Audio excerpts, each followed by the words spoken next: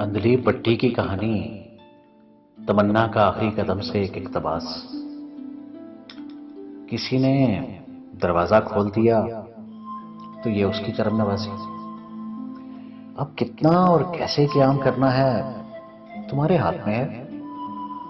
بات تو آگے کی بھی ہے کہ کرم کو حق سمجھ کر دروازے کو گری ہوئی دیوار گردان کر اور قیام گاہ کو گزرگاہ مان کر گزر جاؤ گے، تو یہ بھی جان لو کہ اس کے بعد تمہارے لیے گزرگاہ ہی ہے،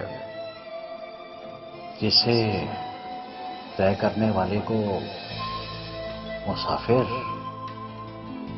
اور تھک جانے کو مسافت کہتے ہیں۔